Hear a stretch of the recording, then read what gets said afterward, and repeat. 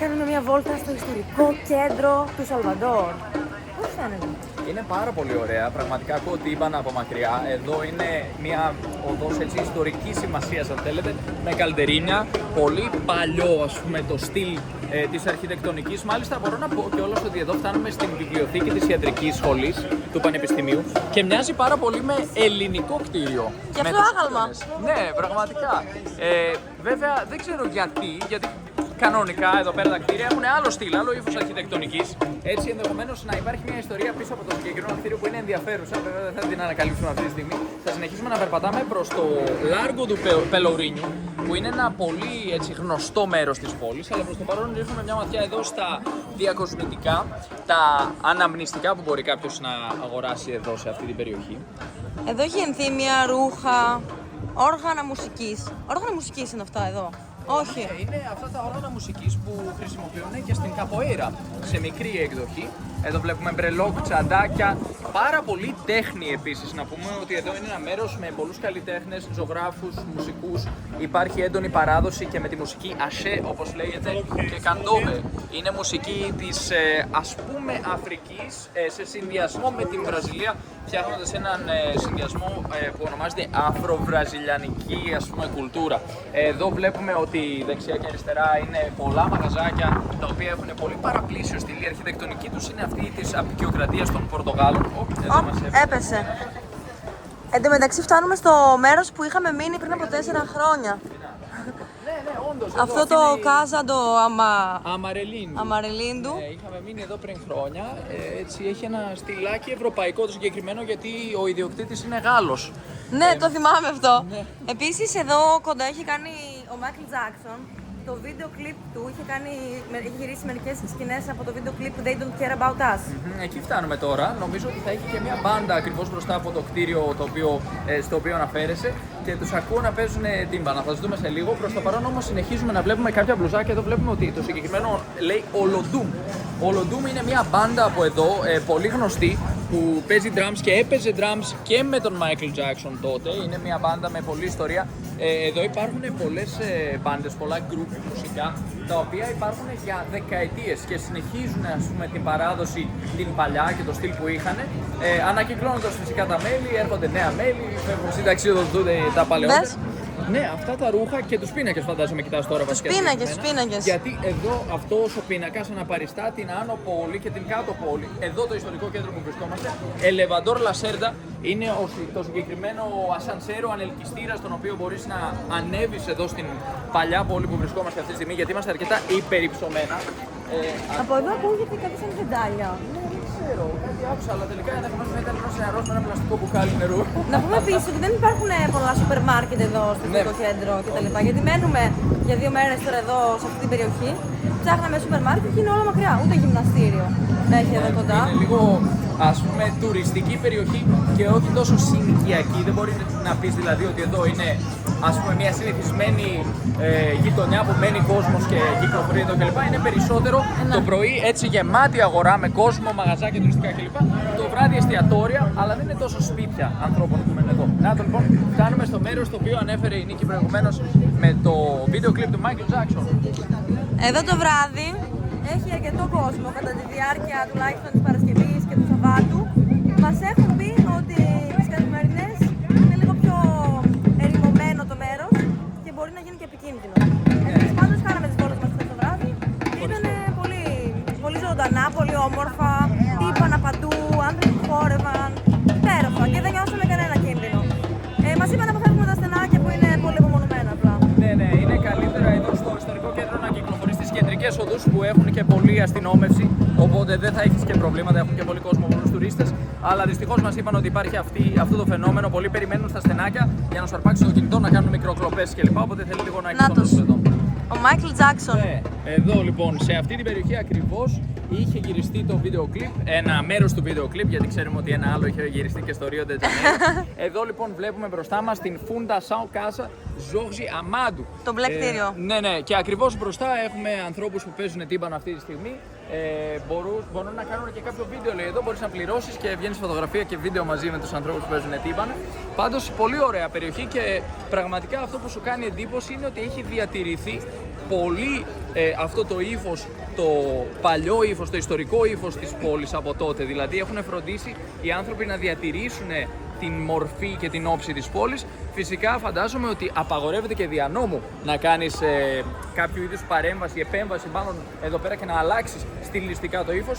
Εκτιμώ ότι είναι προστατευόμενο και οφείλεις να διατηρήσεις, ας πούμε, την πρόσωψη του κτηρίου με συγκεκριμένο ύφος, με συγκεκριμένο χρώμα κλπ. Για να μπορέσει φυσικά αυτή η πολιτισμική κληρονομιά της πόλης να διατηρηθεί ακέραια. Φαντάζεσαι να χτίσουν μια πολυκατοικία άλλου ύφους εδώ χωρίς λόγο?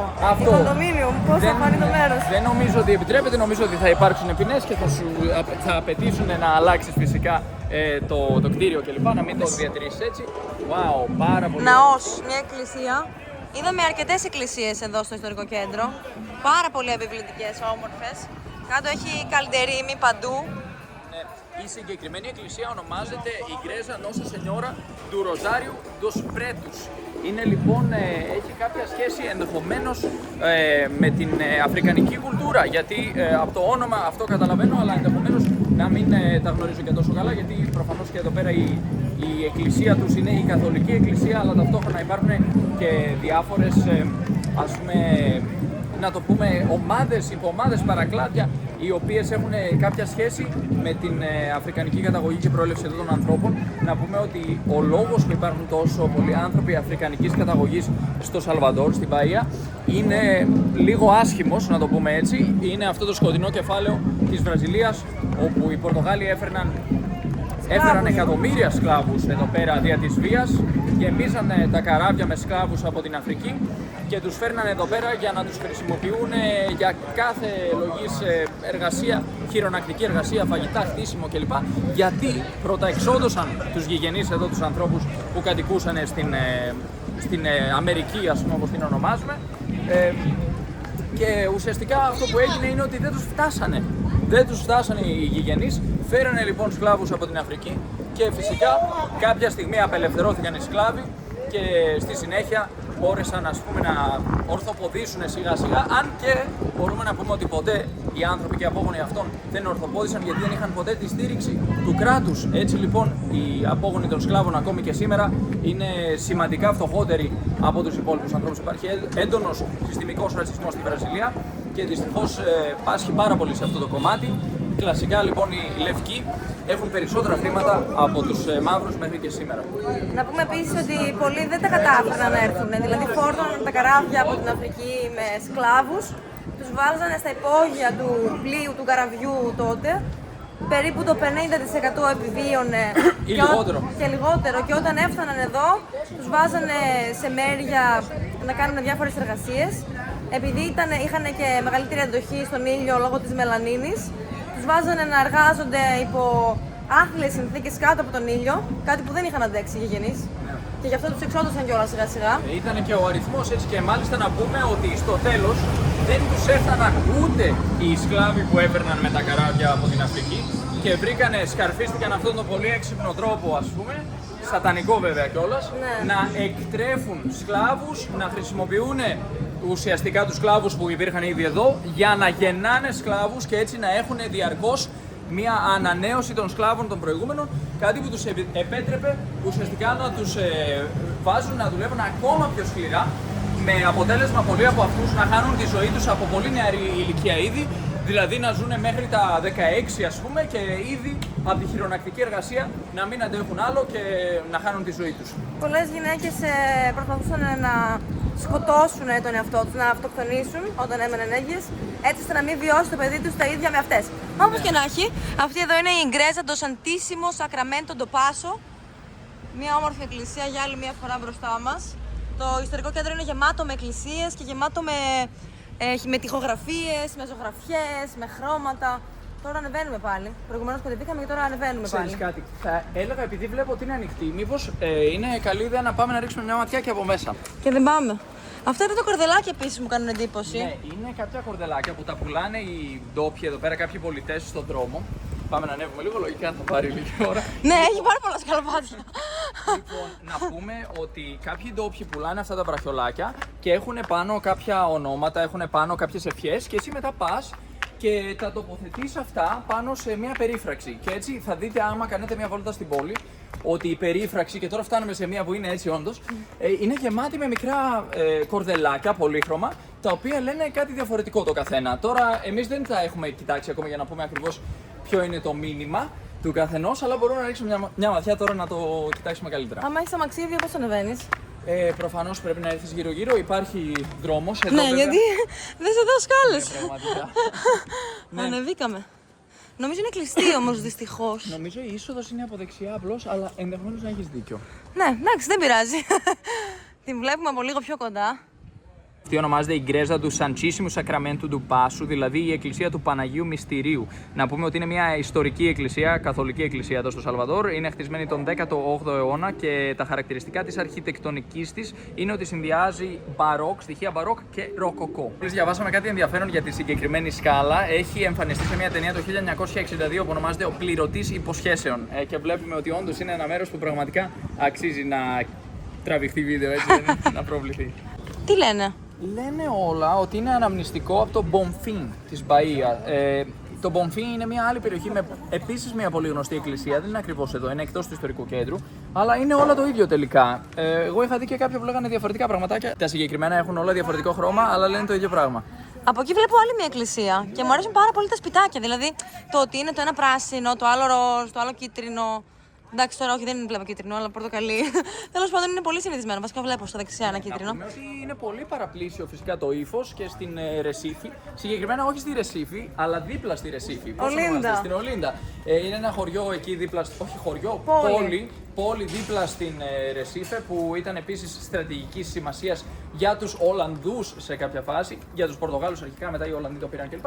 Αλλά σε κάθε περίπτωση η αρχιτεκτονική είναι πάρα πολύ παραπλήσια, το ύφος πολύ παραπλήσιο. Πάρα πολύ ωραία. Να πούμε επίσης ότι το Σαλβαντόρ ιδρύθηκε το 1549 και ήταν η πρώτη πρωτεύουσα της Βραζιλίας. Όντως, ήταν η πρώτη πρωτεύουσα της Βραζιλίας. Στη συνέχεια υπήρξαν διάφορες πρωτεύουσες, μάλλον στη συνέχεια έγινε το Ρίο ντε Τζανέιρο και πλέον είναι η Βραζίλια που είναι ένα Distrito Federal, δηλαδή πώς να το πούμε τώρα, Distrito Federal. Είναι μια τεχνητή πρωτεύουσα. Είναι μια τεχνητή πρωτεύουσα. Κλέψανε, ας πούμε, έδαφος από 3 πολιτείες και δημιούργησαν κάτι σαν μια νέα πολιτεία που δεν είναι όμως πολιτεία, είναι ένα ομοσπονδιακό τμήμα της χώρας που ονομάζεται Βραζίλια. Αυτό λοιπόν είναι η πρωτεύουσα πλέον και χτίστηκε εκ νέου από το 0, δεν υπήρχε τίποτα εκεί. Τα χτίσαν όλα και λένε ότι είναι, ας πούμε, η πιο καλή πολεοδομία της Βραζιλίας. Βρίσκεται στην Βραζίλια. Θα τη δούμε και αυτήν κάποια στιγμή. Να πούμε επίσης ότι το Σαλβαντόρ έπαιξε σημαντικό ρόλο στην απελευθέρωση της χώρας από τους Πορτογάλους το 1823. Αλλά εδώ βλέπουμε και μια άλλη πάρα πολύ όμορφη εκκλησία. Λέγεται η Γκρέζα Νόσα Σενιόρα του Κάρμου.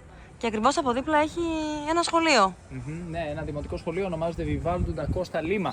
Αυτό που έλεγε Νίκη προηγουμένως, έχει και πάρα πολύ ήλιο και βάλαμε καπέλο, είναι ότι ουσιαστικά η Βραζιλία στην πραγματικότητα, ενώ ανακηρύχθηκε η ανεξαρτησία της το 1822, το Σεπτέμβριο, αν δεν κάνω λάθος, στη συνέχεια αυτό που έγινε είναι ότι οι πορτογαλικές δυνάμεις αποφάσισαν να κρατήσουν τον έλεγχο κάποιων περιοχών. Μεταξύ αυτών η Μπαΐα. Η Μπαΐα ήταν πολύ σημαντική για την πορτογαλική αυτοκρατορία που σιγά σιγά είχε αρχίσει να παρακμάζει. Ο γιος του τότε βασιλιά της Πορτογαλικής Αυτοκρατορίας ήθελε να έχει κατά μία έννοια την ανεξαρτησία της εδώ η Βραζιλία για να έχει ο ίδιος ουσιαστικά την εξουσία εδώ και ανακήρυξε ανεξαρτησία από τον πατέρα του στην πραγματικότητα. Αλλά ενώ ανακηρύχθηκε η ανεξαρτησία και όντως πολλές περιοχές έγιναν ανεξάρτητες, η Μπαΐα παρέμεινε υπό πορτογαλική κατοχή για άλλον ένα χρόνο περίπου, μέχρι τον Ιούνιο του 1823 και 2 Ιουνίου αν δεν κάνω λάθος, και αυτή είναι η μέρα της ανεξαρτησίας της Μπαΐα, η οποία είναι προφανώς διαφορετική από την επίσημη ημέρα ανεξαρτησίας της χώρας, της Βραζιλίας, γιατί εδώ πολεμούσαν ακόμη άνθρωποι και κατάφεραν ουσιαστικά να εκδιώξουν τις πορτογαλικές δυνάμεις δια της βίας. Σαν τη Θεσσαλονίκη. Κατά μία έννοια μπορούμε να πούμε ότι έγινε κάτι παραπλήσιο σε εμάς. Βέβαια και σε εμάς αυτό που έγινε είναι πιο κοντά νομίζω σε αυτό που έγινε στην Παραγουάη, όπου ανακηρύχθηκε η ανεξαρτησία και στη συνέχεια έγινε μάχη. Η Παραγουάη εκεί ουσιαστικά ανακήρυξε μια μυστική ομάδα που έκανε μια συγκέντρωση 3 ανθρώπων πολύ σημαντικών. Τέλος πάντων, αρχίζουμε τώρα να κάνουμε παραλληλισμούς μάλλον με φιλική εταιρεία κλπ. Αλλά σε κάθε περίπτωση ουσιαστικά συνομότησαν εναντίον των Ισπανών κατακτητών εκεί και αποφάσισαν να κηρύξουν την ανεξαρτησία και στη συνέχεια αρχίσανε οι άνθρωποι ουσιαστικά να εκδιώκουν τους Ισπανούς κατακτητές και μετά από πολύ αίμα που χύθηκε, ας πούμε, και μάχη κλπ.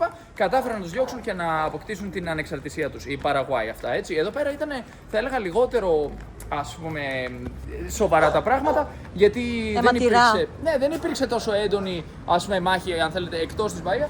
Εδώ στην Μπαΐα υπήρξε όντως, από ό,τι φαίνεται, μια σειρά από μάχες μέχρι να καταφέρουν να αποκτήσουν την ανεξαρτησία τους. Αυτό βέβαια δεν σημαίνει ότι δεν συνέχισαν να έχουν πολλά άλλα προβλήματα, σκλάβους κλπ. Το οποίο συνέχισε μέχρι το τέλος του 19ου αιώνα, για την ακρίβεια. Ναι. Δηλαδή φτάσαμε μέχρι το 1888, αν δεν κάνω λάθος, μέχρι να καταφέρουν οι άνθρωποι να απελευθερωθούν οι σκλάβοι. Εδώ πέρα συγκεκριμένα υπάρχει και ένα άγαλμα του Ζουμπί. Θα περάσουμε μετά και θα το δούμε, πιστεύω. Ο Ζουμπί ήταν κάτι σαν Σπάρτακος εδώ πέρα, κάτι σαν ο μαύρος, ας πούμε, Σπάρτακος της περιοχής, γιατί ήταν ένας άνθρωπος που γεννήθηκε στην Μπαΐα σε μια περιοχή... Αλαγκός, ναι. όντως, Αλαγκός, σε μια άλλη πολιτεία εδώ κοντά στο Νορντέσι, πάλι στην βορειοανατολική Βραζιλία, και γεννήθηκε ελεύθερος, αλλά ταυτόχρονα, κατά κύριο λόγο, οι μαύροι εδώ πέρα ήταν σκλάβοι. Έτσι, αυτό που έκανε είναι ότι άρχισε να απελευθερώνει αυτούς τους ανθρώπους και να φτιάχνει μερικές περιοχές που ονομάζονται κιλόμπος, κοινότητες από απελευθερωμένους σκλάβους. Και σιγά σιγά έγινε το κίνημα του Ζουμπί. Αρχίσαν λοιπόν αυτοί οι απελευθερωμένοι σκλάβοι να ορμάνε, να κάνουν επιδρομές και επιθέσεις σε μέρη που υπήρχαν άλλοι σκλάβοι και να τους απελευθερώνουν.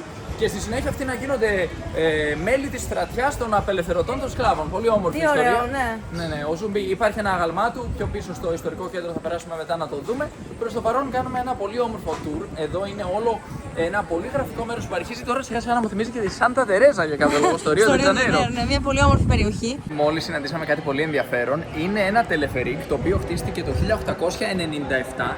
Φυσικά πρέπει να έχει ανακαινιστεί, ας πούμε, ο χώρος και να έχει αναβαθμιστεί η κατασκευή του έκτοτε.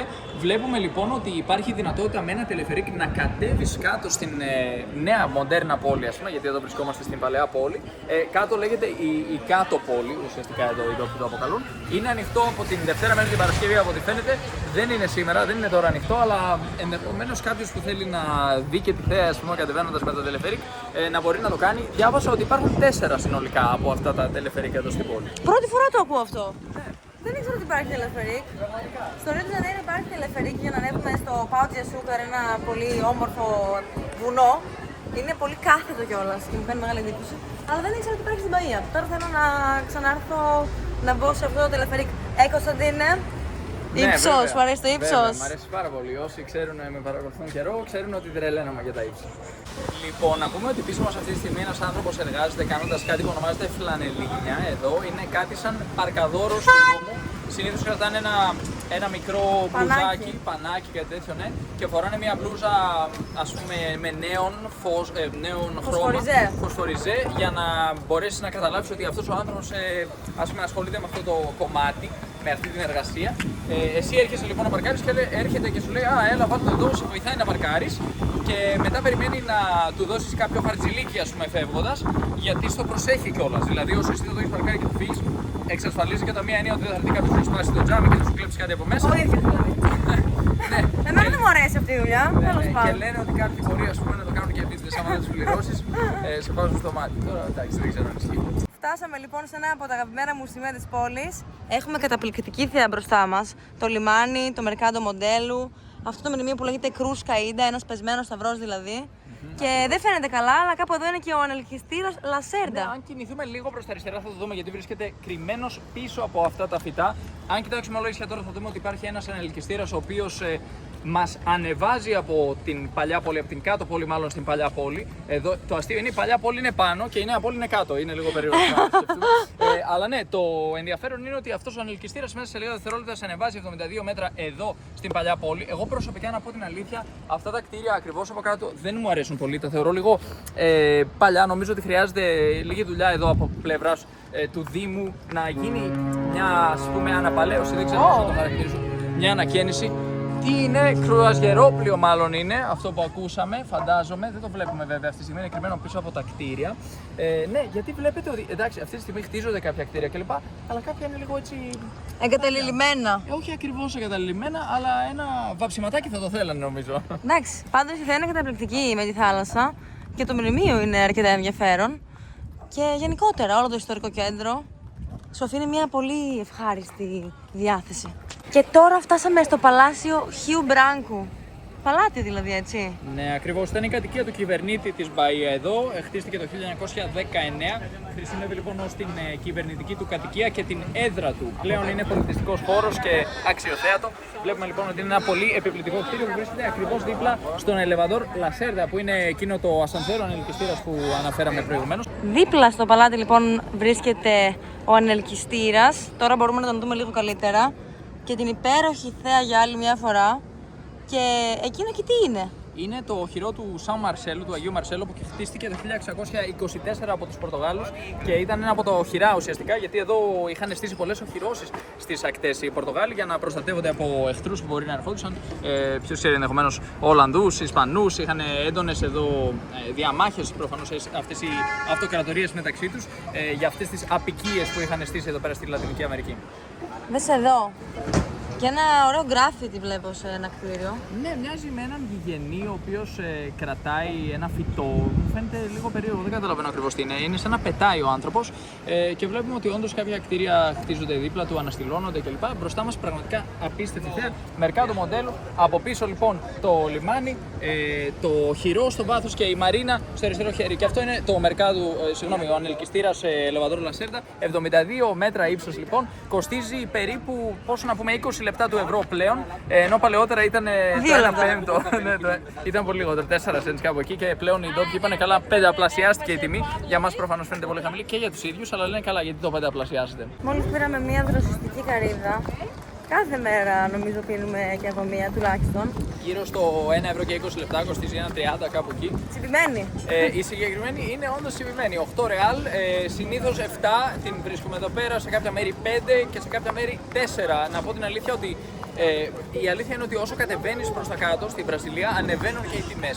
Το αντίθετο. Ναι, δηλαδή όσο πιο νότια πας, τόσο πιο ακριβή γίνεται κατά μία έννοια η Βραζιλία, γιατί αλλάζουν οι μισθοί, αλλάζει η οικονομία, κάθε πολιτεία έχει τη δική της οικονομία. Εδώ η Μπαΐα, ενώ οι άνθρωποι δεν είναι, να πούμε, τόσο εύποροι, ας πούμε, ευκατάστατοι κλπ. Όσο στο Σαν Πάολο, στο Ρίο ντε Τζανέιρο, Σάντα Καταρίνα, πιο νότιες πολιτείες, παρόλα αυτά λόγω του τουρισμού, ιδίως σε αυτό το μέρος, ανεβαίνουν πολύ οι τιμές. Και τώρα φτάνουμε και στο άγαλμα του Ζουμπί, στο οποίο αναφέρθηκε ο Κωνσταντίνος προηγουμένως, του απελευθερωτή των σκλάβων, ο άνθρωπος που γεννήθηκε σε μια πολιτεία που ονομάζεται Αλαγκόας και στη συνέχεια προσπαθούσε να απελευθερώσει τους σκλάβους που είχαν έρθει από την Αφρική και κάνανε καταναγκαστικά έργα. Μου θυμίζει λίγο τον Κολοκοτρώνη κατά μία έννοια, γιατί γεννήθηκε ελεύθερος και προφανώς ένας άνθρωπος που γεννιέται ελεύθερος έχει πολύ πιο έντονα αυτή την ιδέα του γιατί εσείς είστε σκλάβοι, γιατί οι δικοί μου άνθρωποι να είναι σκλάβοι. Και γι' αυτό μπορεί λοιπόν να καταλήξει ένας άνθρωπος σαν τον Ζουμπί του Σπαμάρης, να γίνει αυτός ο αρχηγός, ο απελευθερωτής όλων αυτών των σκλάβων, με αυτό το αίσθημα δικαίου ότι δεν θέλω οι δικοί μου άνθρωποι, ήταν μαύρος ο ίδιος φυσικά και ο ίδιος, να είναι υπό το ζυγό των Πορτογάλων και να τους συμπεριφέρονται με τόσο τραγικό τρόπο. Τότε πιστεύανε ότι οι μαύροι δεν έχουν ψυχή, δεν είναι ότι δεν είναι άνθρωποι, ναι, ότι είναι ζώα και τους μεταχειρίζονται συχνά χειρότερα από τα ζώα, για να είμαστε ειλικρινείς, και γι' αυτό ο Ζουμπί ήταν πολύ σπουδαίος και είναι πολύ σημαντικό αυτό που κατάφερε να κάνει και άφησε και ιστορία πίσω του φυσικά. Είναι σημαντικό να βλέπουμε τους απελευθερωτικούς αυτούς αγώνες, όπως είδαμε να γίνεται στην ιστορία ξανά και ξανά. Εμείς το ξέρουμε πολύ καλά νομίζω στην Ελλάδα ότι χωρίς αγώνα δεν καταφέρνεις τίποτα, και γι' αυτό πρέπει πάντα να σκεφτόμαστε ότι δεν θα υπάρξει κανένας που θα έρθει να μας σώσει, αλλά πρέπει εμείς οι ίδιοι να καταφέρουμε να παλέψουμε και να καταφέρουμε αυτό που ξέρουμε πολύ καλά ότι οφείλουμε να κάνουμε. Ο Ζουμπί όμως δεν ήθελε να σώσει. Ο Ζουμπί ήταν ένας εκ των ιδίων. Ήταν ένας από τους ίδιους, τους καταπιεσμένους, τους ανθρώπους αυτούς που ήρθαν από την Αφρική δια της βίας και κατάφερε να σώσει το λαό του, γιατί ποιος άλλος το έκανε? Εγώ δεν είδα κανέναν άλλο λευκό άνθρωπο να έρθει εδώ να πολεμήσει για τα δικαιώματα των σκλάβων της Αφρικής. Ήταν ένας από τους ίδιους που τα κατάφερε. Πήρα και καπέλο. Ναι, πήρε καπέλο η νίκη εδώ, αυτό κοστίζει 20 ρεάλ. Να πούμε ότι. 4 ευρώ. Ναι, είναι γύρω στα 4 ευρώ, λίγο λιγότερο για την ακρίβεια, 3,5 ευρώ κάπου εκεί. Εδώ πίσω μας παίζουν μουσική. Έχουν ένα τριγωνάκι εδώ στην Βραζιλία. Όταν πρωτοέρχεται κάποιος από την Ελλάδα, λέει τι γίνεται ρε παιδιά, τρίγωνα κάλαντα. Αυτοί το χρησιμοποιούν πολύ συχνά το τριγωνάκι, δεν είναι μόνο στα κάλαντα που το έχουμε εμείς, ας πούμε.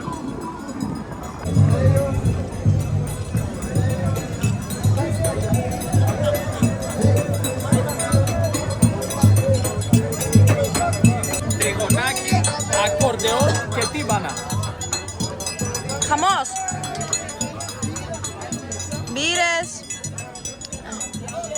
κοκακόλες, αναψυκτικά, καρύδες, ακαραζέ και αυτά τα καταπληκτικά μπαλκονάκια πορτογαλικής αρχιτεκτονικής που καμιά φορά έχουν και κάποια ομοιώματα πάνω, όπως αυτό εκεί ας πούμε. Στο μπαλκόνι βλέπουμε ένα κάγκα και δύο ομοιώματα. Ο ένας άνθρωπος παίζει μουσική και οι δύο βασικά άνθρωποι παίζουν ένα μουσικό όργανο. Τώρα μόλις περάσαμε εκείνη και την εκκλησία. Πώς λέγεται? Είναι ο καθεδρικός ναός του Σαλβαδόρ, Κατεντράο Μπασίλικα Primacao de São Salvador da Bahia. Είναι η κύρια εκκλησία της πόλης και είναι μία από τις πιο σημαντικές, εδώ χτισμένη το 1657, η αρχιτεκτονική μπαρόκ, κλασικά εδώ στην πόλη. Και από την άλλη θα δούμε σιγά σιγά κάποια μαγαζάκια, μια πλατιούλα με πολλά τουριστικά εστιατόρια όπου παίζει μουσική το βράδυ, λίγο τσιμπημένες οι τιμές να πω την αλήθεια. Κανονικά εδώ φανταστείτε ένας άνθρωπος τρώει μεσημεριανό, ένας ντόπιος δηλαδή, με γύρω στα 3 ευρώ, 3-3,5 ευρώ. Ωστόσο το βράδυ δεν υπάρχουν τόσο καλές τιμές, έτσι ένας ντόπιος κανονικά θα έτρωγε ας πούμε με 4 ευρώ, ίσως 5 ευρώ, εκτός αν φάει κανένα σουβλάκι στον δρόμο που βγαίνει φθηνό.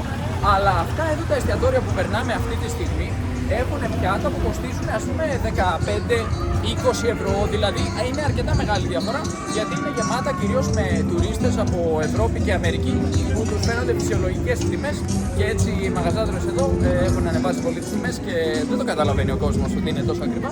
Βέβαια έρχεται και ένας Αμερικάνος και λέει 20 ευρώ, 20 δολάρια πλάκα κάνεις. Εγώ κανονικά τρώω με 50-60. Καμιά φορά έτσι αναρτούμε και εμείς τιμές και επειδή εμείς ζούμε εδώ στα ντόπια δεδομένα, δεν ζούμε στα δεδομένα της Ευρώπης, της Ελλάδας, της Αγγλίας κλπ. Μας φαίνεται ας πούμε καμιά φορά κάτι ακριβό, 4 και 20 ας πούμε. Και λέει άλλος, άσε ρε μεγάλε, σου φαίνεται ακριβό 4 και 20, εγώ δίνω 10 ρονέ. Αλλά αν έρθει ο Αμερικάνος στην Ελλάδα και λέει εντάξει το νεράκι φθηνό είναι 5 ευρώ, δεν θα μας φανεί περίεργο. Άρα πρέπει να καταλάβουμε λίγο και τους συσχετισμούς όταν βρισκόμαστε σε ένα μέρος. Το ακριβό και το φτηνό δεν είναι με βάση τα δεδομένα μας που είναι από μια άλλη χώρα, είναι με βάση τα δεδομένα στην τόπια χώρα. Τώρα όταν πρωτοαλλάζουμε εμείς χώρα είμαστε λίγο με τα δεδομένα της προηγουμένης, αλλά σιγά σιγά προσαρμοζόμαστε και αρχίζουμε να καταλαβαίνουμε ότι το οικονομικό και το ακριβό είναι με βάση τα δεδομένα της χώρας για να μην επιτρέπουμε και σε κάποιον να μας εκμεταλλευτεί και να μας δώσει μια τιμή που θα μας πει ας πούμε τριπλάσια τιμή και εμείς να πούμε αχ τι ωραία, αυτό είναι οικονομικό σε σχέση με το φαγητό στην Ελλάδα, οπότε θα το αγοράσουμε. Ναι, δεν πειράζει που είναι τριπλάσια η τιμή. Ναι, είναι παγίδες τουριστών καμιά φορά αυτά τα καταστήματα. Βέβαια, στη συγκεκριμένη πλατεία υπάρχει και ζωντανή μουσική τα βράδια. Και τώρα ακούμε όμως ζωντανή μουσική. Ακούω όντως και εγώ ζωντανή μουσική σε ένα από αυτά, ναι. Και είδαμε για άλλη μια φορά τώρα, βλέπουμε αυτή την ωραία εκκλησία. Ναι, του Αγίου Φραγκίσκου, αν δεν κάνω λάθος, είναι ακριβώς δίπλα στο σπίτι μας. Ναι, εμείς μένουμε κάπου εκεί. Ναι, μένουμε περίπου 1 λεπτό από εδώ. Ούτε 1 λεπτό. Δες τι όμορφα που είναι εδώ. Με τον Σταυρό, με τα σπιτάκια δεξιά και αριστερά για άλλη μια φορά καλυτερίμη κάτω.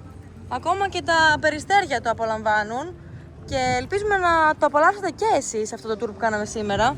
Και αν σας άρεσε, μην ξεχάσετε να πατήσετε το κουμπί του like και να κάνετε εγγραφή στο κανάλι μας. Γιατί... Για να μπορείτε να μείνετε συντονισμένοι. Ναι, αυτό βέβαια. Γιατί θα συνεχίσουμε να αναρτούμε βίντεο και όσο εσείς είστε εγγεγραμμένοι στο κανάλι, που σημαίνει απλώς πατήσατε ένα κουμπάκι, σημαίνει ότι θα σας έρχονται ειδοποιήσεις σχετικά με τα επόμενα βίντεο. Εμείς αναρτούμε βέβαια καθημερινά βίντεο, οπότε ο κόσμος ξέρει ότι μπορεί να μπει στη σελίδα μας, στο κανάλι μας, στο προφίλ μας παντού, Facebook, Instagram, TikTok και YouTube. Αλλά από τη στιγμή που κάνετε και εγγραφή θα έχετε σίγουρα περισσότερες ειδοποιήσεις και θα είναι πολύ πιο πιθανό να δείτε ένα βίντεο που μπορεί να αναρτήσουμε ξαφνικά που μπορεί να σας ενδιαφέρει πάρα πολύ. Μπορεί και όχι. Ο πραγματικός λόγος βασικά είναι για να φτάσει στο υλικό μας και σε άλλους ανθρώπους που μπορεί να ενδιαφέρονται να κάνουν ταξίδια, να μάθουν πληροφορίες, να δουν πώς είναι η ζωή στη Βραζιλία, στη Λατινική Αμερική γενικότερα και σε όλες τις χώρες που πρόκειται να επισκεφτούμε. Και έτσι, ναι, θα πάνε παντού τα βιντεάκια μας, εμείς θα χαρούμε Θα χαρούν και οι άνθρωποι που θα το δουν. Επιχειρηματολόγησα.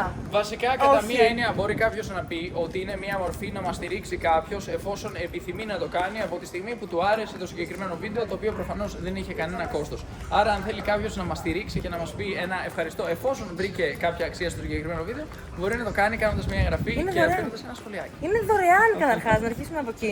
Ότι δεν πληρώνει τίποτα. Γιατί κάποιοι μα λένε πού πληρώνω για να κάνω εγγραφή. Δεν χρειάζεται να πληρώσετε τίποτα για να κάνετε εγγραφή. Άρα, ναι, είναι δωρεάν η εγγραφή και είναι και ένα τρόπο πληρωμή. Εντάξει. Γιατί τόση ώρα έχει πιάσει το χέρι μου να το περνάω και στο κινητό.